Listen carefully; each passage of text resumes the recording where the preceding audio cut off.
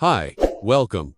Enjoy the content, subscribe and turn on notifications. Arthur Pendleton always believed he knew his wife better than anyone else in the world. 23 years of marriage build that kind of certainty. A quiet intimacy, where one can tell someone's mood by the way they shut the car door or stir their coffee in the morning. Lorraine was predictable, in the best possible way. Steady. Present. They lived in a two-story colonial in a quiet suburb of Philadelphia, a place where streets were named after Revolutionary War generals and neighbors waved to each other on weekends. Arthur worked as a senior financial analyst at a respected firm downtown. He woke at 6 every morning, drinking his black coffee while reading the Wall Street Journal on his tablet. Lorraine coordinated fundraising galas for a major nonprofit. She left home at 8 and usually came back around 6 p.m. They had dinner together. They watched a show or talked about their day. Their daughters, Audrey and Meredith, were grown and living away. One in Chicago finishing her law degree, the other in Austin at a tech startup. The house was quiet now, but it was a comfortable, familiar kind of quiet. Or at least, it had been, until that weekend in April. Lorraine had planned the retreat months in advance. A spa resort in the Poconos, 3 days with her sisters, Valerie, Gwen, and Beatrice. They'd done this once a year, ever since their mother passed away 2 years earlier. Arthur saw no issue with it. He liked his sisters-in-law, or so he thought. The women were a fixture at family barbecues, birthdays, holidays. When Lorraine left that Friday morning, her small suitcase in the trunk and an excited smile on her face, Arthur kissed her forehead and told her to enjoy herself. He spent the weekend alone, doing the things a man does by himself. He watched sports, ordered a cheesesteak, and finally cleaned out the garage he'd been putting off for weeks. It was an ordinary weekend, but when Lorraine returned Sunday night, something was different. Arthur couldn't pinpoint it right away. She looked the same, wore the same clothes, carried the same suitcase.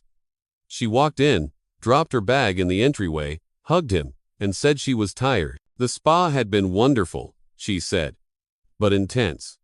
She took a shower, ate something light, and went to bed early. It was over the next few days that Arthur started noticing the little things, the tiny, invisible fractures in the foundation of their life. Lorraine used to leave her phone anywhere. The kitchen counter, the arm of the couch, the coffee table. Now, it was always in her pocket, or face down when she set it down. She checked notifications with a new, almost nervous frequency. Whenever Arthur walked into the bedroom, and she was on her phone, Lorraine would lock the screen quickly, as if caught doing something wrong.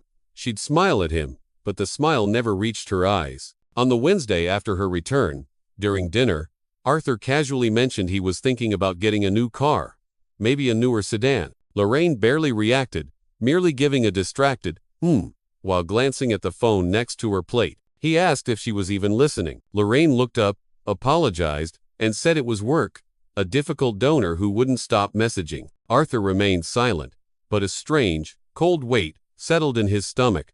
Lorraine had never been the type to mix work with dinner at home. And then came the Thursdays. The first Thursday after the spa, Lorraine announced at breakfast that she was going out that night. With her sisters. Just dinner, nothing special. To catch up after the retreat, Arthur thought it was natural. The next week, another Thursday. Lorraine said she was meeting the women again, this time for a movie. Arthur raised an eyebrow. 2 Thursdays in a row, Lorraine explained quickly. Maybe too quickly. That they were planning a surprise for their dad's birthday in June and needed to coordinate. It made sense. But something about how fast she offered the explanation bothered Arthur. On the third Thursday, when Lorraine came downstairs at 7 p.m., something inside Arthur twisted into a knot. She was wearing a silk dress he hadn't seen her wear in months. There was a noticeable scent of expensive perfume. Her hair was down, and her makeup was more carefully done than usual. He was sitting in the living room, pretending to read something on his laptop, but his eyes followed her every move. Lorraine grabbed her purse, checked her phone, and draped a light scarf over her shoulders. As she passed him, she leaned in and kissed his cheek quickly. The perfume was a Chanel, the one she saved for special occasions. For a casual dinner among sisters? Where are you all going to eat? Arthur inquired, his voice even. Lorraine answered without looking at him, her hand already on the doorknob. Oh, We haven't decided yet. Maybe that new French place downtown. What's it called? He pressed. Lorraine hesitated, just for half a second. But Arthur noticed. I don't remember the name. Valerie suggested it. And then she left. Arthur stayed there in the dim living room, laptop open and forgotten. He listened to her car pull out of the driveway and disappear down the street. He wasn't the kind of man to dwell on suspicions. He wasn't the type to spend weeks gathering evidence, building scenarios in his head, looking for stray hairs on shirts. Arthur was a straightforward man. He had always been. If something was wrong, he would find out right away. He wasn't going to live in uncertainty, letting doubt eat away at everything while pretending all was normal. So, that night, alone in the empty house, Arthur made a decision. Lorraine returned after midnight, slipping in quietly, thinking he was asleep.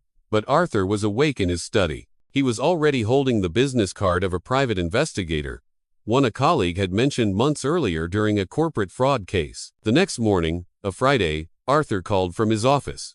The voice on the other end was deep, professional, judgment-free. Silas Vance, former Philadelphia PD.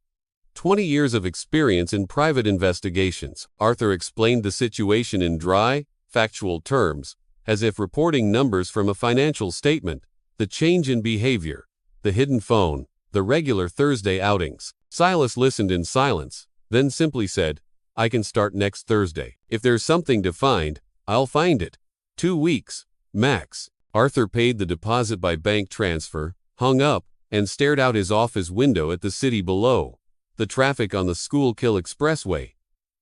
People hurrying along the sidewalk, each with their secrets, their lies, their parallel lives. He wondered how many of those people were being betrayed at that very moment, without knowing it. How many were living in an illusion as fragile as his own. And for the first time in 23 years, Arthur Pendleton wasn't sure of anything. Arthur spent the following week in a strange state of divided awareness.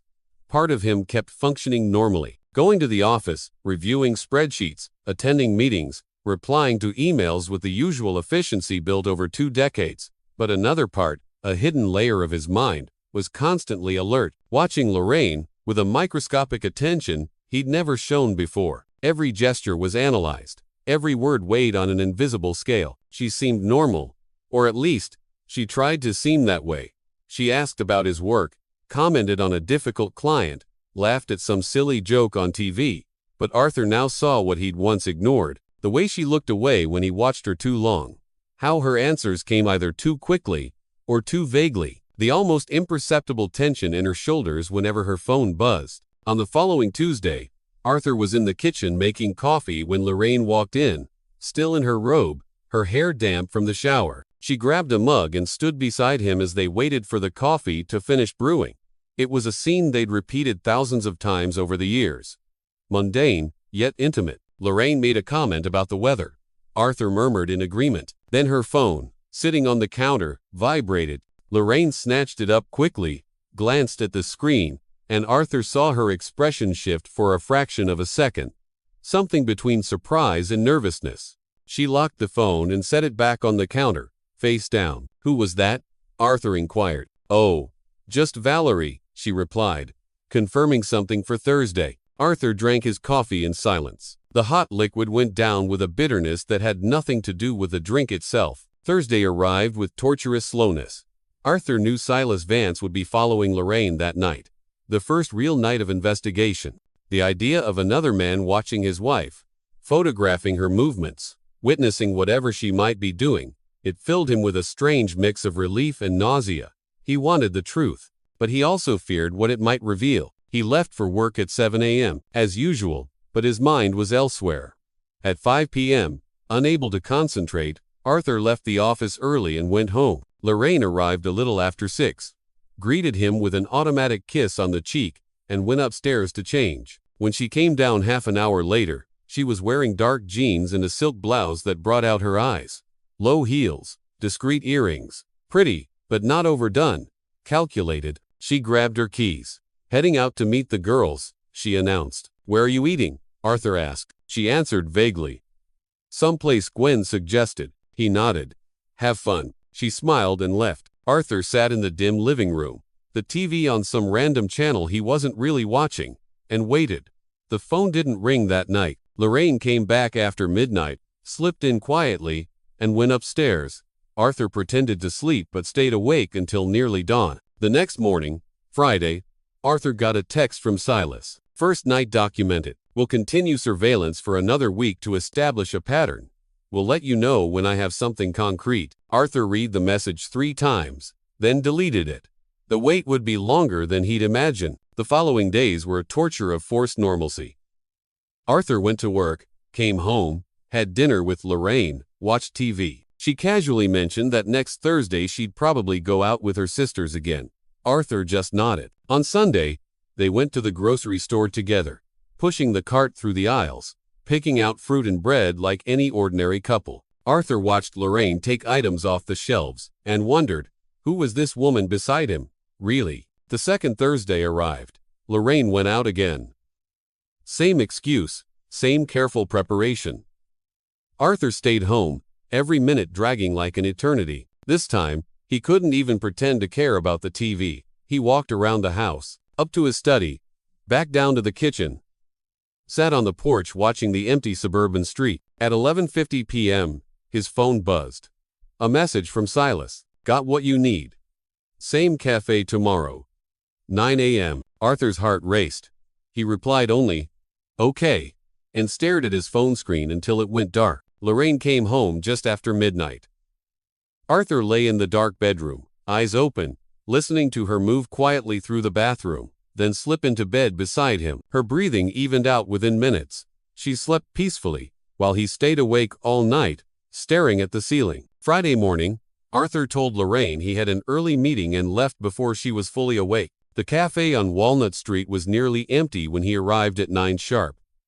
Silas was already there, sitting at a table in the back, a large manila folder on the chair beside him. He was a man in his 50s, gray hair cut short, with the look of someone who'd seen too much of human nature to be surprised by anything. But when he looked at Arthur, there was something in his eyes that resembled compassion. Arthur sat down and ordered a coffee he knew he wouldn't be able to drink. Silas took a deep breath before speaking. Arthur. 2 Thursdays in a row. Same pattern. I need you to brace yourself, because it's not just your wife, M. He slid the folder to the center of the table. Arthur opened it with slightly trembling fingers. The first photos showed the Crimson Dove, a discreet boutique hotel with a red brick facade. Then came sequences from the first Thursday. Lorraine arriving at 7:42 p.m., entering the lobby. 10 minutes later, Valerie appeared in the images. 15 minutes after Valerie, Gwen showed up. 20 minutes after Gwen, Beatrice completed the group. Arthur looked at Silas, confused. All the sisters, he managed to say. Silas nodded gravely and turned to the photos from the second Thursday. Same hotel. Same time intervals. Lorraine at 7:45 p.m., Valerie 10 minutes later, Gwen 15 minutes after that. Beatrice closing the sequence 20 minutes after her. It's like clockwork, Silas said quietly. This isn't impulsive, Arthur. It's organized, planned. They have a routine. Now, there were more photos. Men. Arriving separately on both nights. One in a gray suit for Lorraine, an athletic type for Valerie, an older man for Gwen, a younger guy for Beatrice. Silas had documented everything. 2 Thursdays, proving the pattern, and then came the most painful shots. Around midnight on both Thursdays, all 4 women walking out of the hotel together. Heading to the parking lot. Chatting. Even laughing. Like friends returning from a pleasant social event. Silas slid a USB drive across the table. There are videos on here, and audio I managed to capture in the parking lot. In one conversation, you can hear them coordinating the stories they'll tell at home. It's coordinated, Arthur. They cover for each other. Arthur held the USB drive. The small piece of plastic weighed a ton in his hand. He flipped through the photos again, as if looking more times could change what they showed. Silas continued, his voice professional but not devoid of empathy. Given the level of organization and how naturally they move, this doesn't seem recent. It's been going on for a while. Exactly how long, I can't say without more investigation, but the operation is too sophisticated to be new. Arthur nodded mechanically. It didn't matter if it had been weeks, months, or years. The point was the conspiracy. The Web of Lies. Four sisters, turning betrayal into a group activity. How much do I owe you? Arthur asked. Silas named the final amount. Arthur paid in cash right there, tucked the folder and USB drive into a backpack he'd brought, shook Silas's hand, thanked him in a voice he barely recognized as his own, and stepped out into the harsh morning light of Philadelphia. He walked aimlessly through the downtown streets for over an hour, the backpack heavy on his shoulder, processing not just Lorraine's betrayal, but the magnitude of this family scheme. It wasn't just an affair, it was a structure, an alliance. Four women, covering for each other, using blood ties to facilitate infidelity. And Arthur knew, with a cold certainty that seeped into every cell of his body, that he wouldn't just confront Lorraine, he would dismantle the whole operation. Arthur left the downtown cafe with the folder and USB drive, the weight of the evidence pressing down on him like lead. He wandered the streets for nearly an hour, absorbing not only Lorraine's betrayal, but the full scale of this familial conspiracy. Four sisters, four deceived husbands, an organized, meticulous scheme that turned infidelity into a group activity. By the time he finally returned to his quiet suburb, it was already mid-afternoon. Lorraine was in the kitchen, preparing something for dinner, completely unaware that her world was about to collapse. She smiled when he walked in. "Hey, love. How was the meeting?" Arthur forced a smile. "Productive. Very productive. You?" He went straight up to his study, locked the door, and started watching the videos. The footage was devastating in its clarity. The four women laughing in the parking lot, coordinating stories, covering for each other. Arthur watched every second, every frame, letting his anger harden inside him like concrete. There would be no forgiveness, no second chances, no private conversations where Lorraine could cry and manipulate him. This needed to be public. It needed to be devastating, and it needed to involve everyone who'd been deceived. He spent all of Saturday locked in his study, telling Lorraine he was dealing with urgent work issues. She accepted it without question, and that ease with which she believed his lies, because she lived by them, made Arthur clench his fists. During that Saturday, he planned every detail with surgical precision. At dinner that night, Arthur casually mentioned, "I was thinking of having a barbecue tomorrow. It's been a while since we got your whole family together." Lorraine looked up, surprised. "Tomorrow? Sunday?" Arthur nodded, keeping his tone light. "Yeah, nothing fancy. Just a simple backyard thing. Invite your sisters and their husbands." He paused. Noon. Lorraine seemed genuinely pleased. "What a nice surprise. They'll love it. Let me text them now." She picked up her phone and started typing in the sisters' group chat. Arthur watched every move, every smile as replies came in. They all accepted immediately. Valerie sent excited emojis. Gwen said she'd bring a pie. Beatrice asked if she should bring anything. Lorraine looked at Arthur with that smile he'd known for 23 years. "Done. Everyone's in. What a great idea, honey." Arthur just nodded and went back to eating. Each bite struggled down his throat. Sunday dawned with a perfect blue sky. One of those May days that trick you with promises of summer. Arthur woke at 6 while Lorraine was still asleep. He went downstairs, made coffee, and began setting the stage. In the backyard, he set up the grill, put beers on ice, arranged chairs as if it were truly a relaxed family lunch. But inside the house, in the living room, he prepared the real stage. He connected his laptop to the 65-inch television, loaded the videos and photos onto the system, tested the sound, and put the remote in his pocket. He double-checked everything 3 times. There could be no technical glitches. At 10 a.m., Lorraine came downstairs in a light floral dress. "Need any help with anything?" Arthur shook his head. "No, I've got it all. You just relax." She kissed his cheek and went to set the outdoor table. Guests started arriving right at noon. Valerie and her husband, Marcus, were first. Marcus greeted Arthur with a firm handshake. 5 minutes later, Gwen and Russell arrived. Then Beatrice and Timothy rounded out the group. The four sisters hugged effusively, as they always did. That intimacy Arthur now saw in a new, sickening light. The men greeted each other, chatting about sports and work.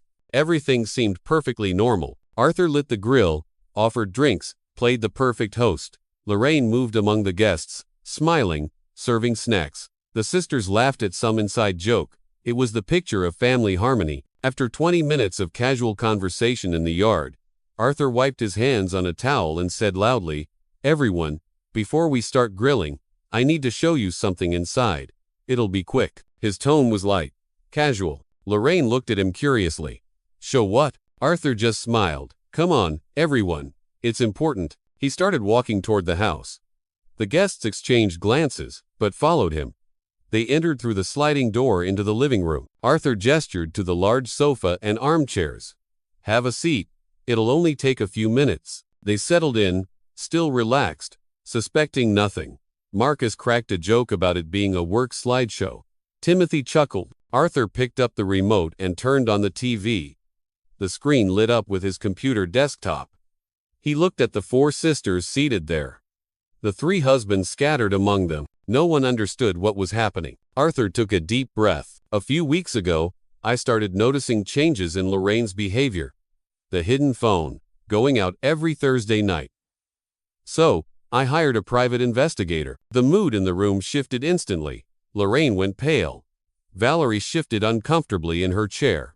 Arthur saw panic begin to settle on all four sisters' faces. Before any of them could speak, Arthur hit play. The TV showed the first photo. The Crimson Dove Hotel, red brick facade. Then the sequence. Lorraine entering. Valerie 10 minutes later. Gwen 15 minutes after that. Beatrice completing the group. Clear timestamps on every image. The silence in the room was deafening. Marcus leaned forward, eyes fixed on the screen. What is this?" He looked at Valerie, who had her hands over her mouth. Russell was pale, staring at Gwen as if seeing her for the first time. Arthur continued, his voice icy and controlled. "This happens every Thursday night, for months, while you three," he looked at Marcus, Russell, and Timothy, "thought your wives were at dinners, book clubs, or charity events. They were here, at this hotel, with other men." The next set of photos showed the lovers arriving. Clear faces, no ambiguity. Arthur identified each one. "This is Lorraine's guy. This is Valerie's. This is Gwen's. And this is Beatrice's." Lorraine stood up unsteadily. "Arthur, stop this. You can't." He cut her off with a voice sharp as a blade. "Can't what? Show the truth? Sit down." Lorraine remained standing, trembling. Valerie began crying silently. Gwen was frozen, eyes locked on the screen in absolute shock. Beatrice tried to stand, but Timothy gripped her arm tightly. "You sit and watch," he said, his voice low but filled with a rage Arthur recognized because it was the same he felt. Arthur played the first video. The four women leaving the hotel around midnight, walking together to the parking lot. The audio was loud. They were laughing, chatting, Valerie saying something like, "Same time next week." Gwen commenting they needed to coordinate their stories better. The audio kept going, and then came the part Arthur knew would be devastating. Beatrice said, "My husband doesn't even question me anymore. It's way too easy." The others laughed. Lorraine replied, "Arthur doesn't either. He trusts so much. It's almost pathetic." The word pathetic echoed through the room like a gunshot. Marcus suddenly stood up, his chair crashing backward with a thud. "What did you do?" He stared at Valerie with disbelief and fury. Valerie tried to speak, but only sobs came out. Russell was on his feet now, too, pointing at the screen. How many times, Gwen?" Gwen finally found her voice, thin and broken. "Russell, I can explain." "Explain? You're on video, laughing, calling us idiots." Beatrice tried to approach Timothy, but he recoiled as if she were radioactive. "Don't touch me," Lorraine finally exploded, turning to Arthur with fire in her eyes despite her tears. "You had no right to do this. To expose us like this in front of everyone. This is between us, between couples." Arthur stepped toward her, and when he spoke, each word was measured, calculated to cut deep. "Between couples? Lorraine, you destroyed that idea when you made a family pact of betrayal. You turned this into a group project. Weekly infidelity meetings. You used your sisterhood to make lying easier. So, no. This isn't private anymore. This is a scheme involving 4 families." Valerie stood up, her legs wobbling, then simply collapsed. She fainted, her body falling sideways. Marcus lunged to catch her before she hit the coffee table, but his face showed more reflex than genuine concern. "Someone get water," he said, his voice mechanical. Gwen ran to the kitchen and came back with a glass. Valerie came to within seconds, groaning, disoriented. When she realized where she was and what had happened, she started crying again, this time with violent sobs that shook her whole body. Beatrice was hunched in her chair, clutching her stomach, rocking back and forth. Gwen had her face in her hands, shoulders shaking. Lorraine remained standing, looking at Arthur with a mix of hatred, shame, and desperation. "You've ruined everything," she whispered. Arthur let out a bitter laugh. "Me? I ruined everything? Lorraine, you ruined everything the first time you walked into that hotel. I just turned on the lights so everyone could see." Gwen finally lowered her hands and said in a choked voice, "We did this for Mom, because she lived unhappily her whole life." Russell interrupted her with a voice Arthur never imagined the quiet man could have. "Don't you dare use your dead mother as an excuse for this. Don't you insult her memory like that." Gwen shrank as if slapped. Timothy finally spoke, his voice void of all emotion. He turned to Arthur. "Can I get a copy of this, today?" Arthur nodded. "I'll email it to you in an hour." The room then erupted. Marcus and Valerie in a heated argument, Russell and Gwen exchanging accusations, Timothy and Beatrice in heavy silence. He turned away from her completely, and Arthur and Lorraine, staring at each other across the ruined room. 23 years of marriage, crumbling around them. Marcus was the first to leave. He looked at Valerie and said simply, "I'm leaving. Pack your things and get out of my house today." "Today, Valerie." He was already out the door. Russell followed soon after, telling Gwen, "We'll talk to lawyers. Don't come back home." Gwen collapsed onto the sofa, sobbing. Timothy was the last of the three to leave. But before stepping out, he looked at Beatrice and said something that made her whimper in pain. "I truly loved you, and you turned it into a joke to tell your sisters." And he left. Only the four sisters and Arthur remained in the living room. Lorraine looked at her sisters, then at Arthur. "Are you satisfied now? You've destroyed 4 families at once." Arthur walked until he stood right in front of her. "I didn't destroy anything, Lorraine. You'd already destroyed it all. I just showed everyone the rubble." He pointed to the door. "Now, pack your things and get out of my house. Today. Now." Lorraine tried to argue, but Arthur raised his voice for the first time. "Get out of my house." The shout made all 4 sisters jump. Lorraine ran upstairs, the other 3 following. Arthur heard the chaos upstairs. Drawers opening, clothes tossed into suitcases. 20 minutes later, they came down. Lorraine with 2 large suitcases, the others carrying their bags. At the door, Lorraine turned one last time. "Where am I supposed to go?" Arthur looked at her with no emotion on his face. "Not my problem. Maybe the Crimson Dove. You all know the place well." The words struck like a whip. The 4 women left, got into their cars parked out front. Arthur watched from the window. They sat in their cars for nearly 10 minutes, probably crying, probably trying to decide what to do. Then, one by one, the cars pulled away, and Arthur was left alone in the empty house. The barbecue cooling in the yard, the beers melting in the ice, the remnants of a family gathering that never happened. That night, as Arthur put away the backyard chairs and extinguished the unused grill, he thought about the 4 sisters. He imagined where they might be, whether they'd be together, and then, with an irony he didn't miss, he realized they probably were. Probably exactly where they'd always been on Thursdays. At the Crimson Dove. But this time, not in separate rooms with lovers. This time, all together, with nowhere else to go, crying over the marriages they destroyed with their own pact. The hotel that hosted their betrayals would now witness their downfall, and Arthur, for the first time in weeks, slept through the night. Monday morning, Arthur woke early as usual, but the house felt different. It wasn't just the silence. It was the quality of the silence.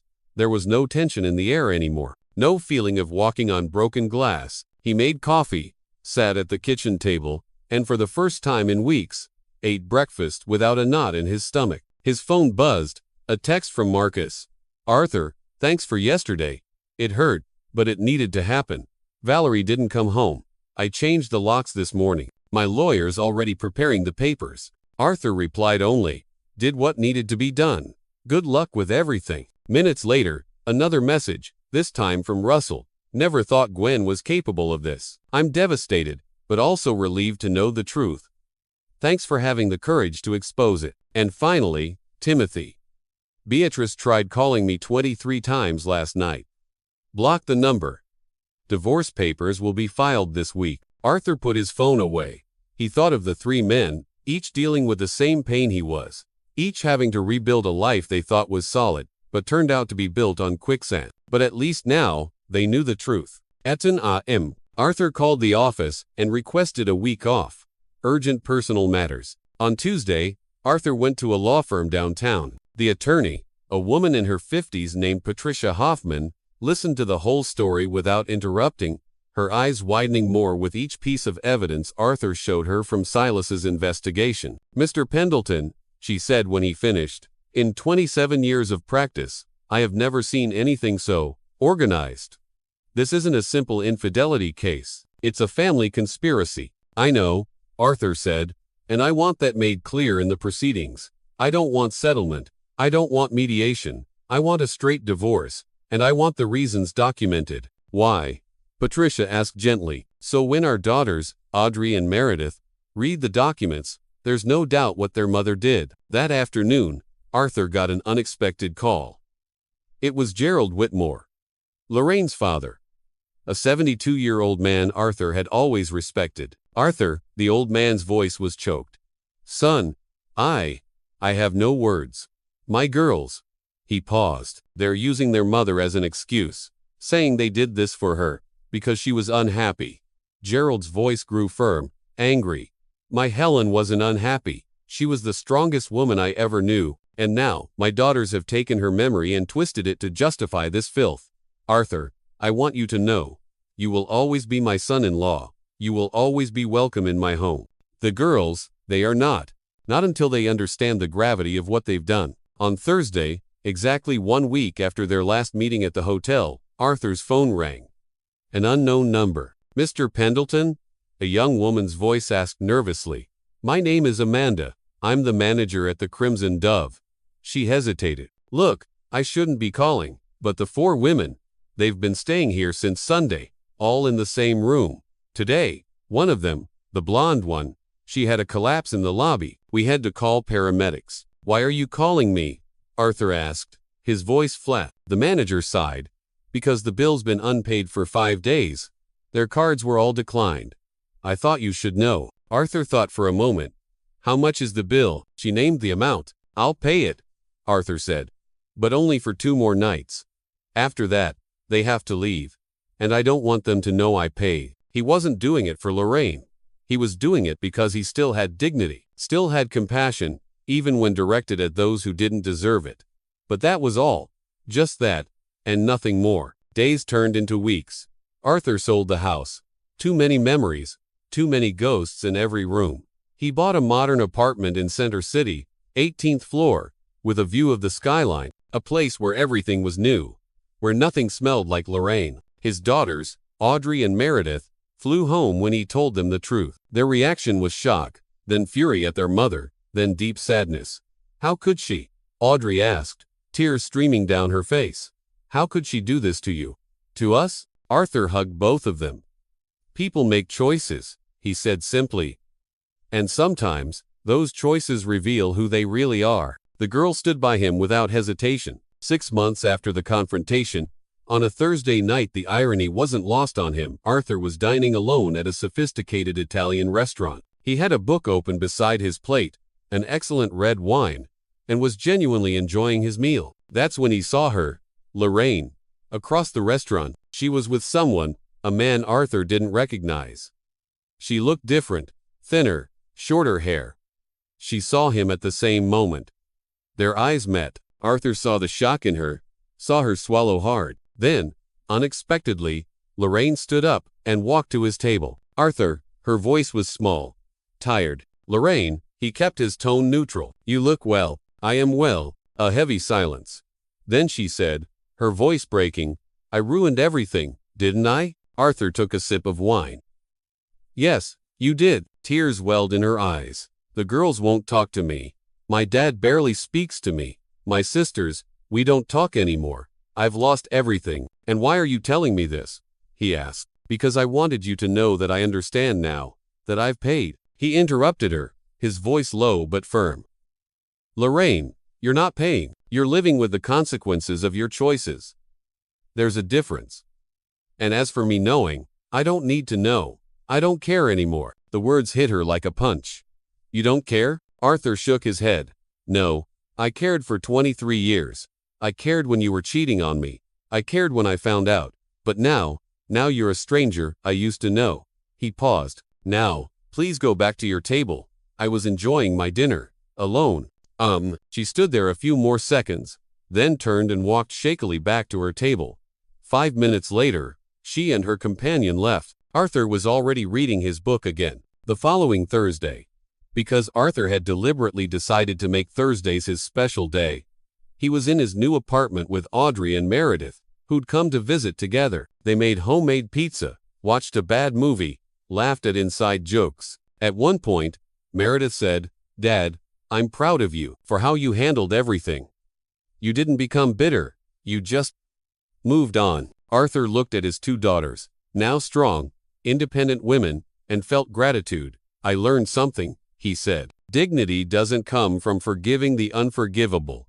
It comes from knowing when to walk away and not look back." Audrey raised her soda can.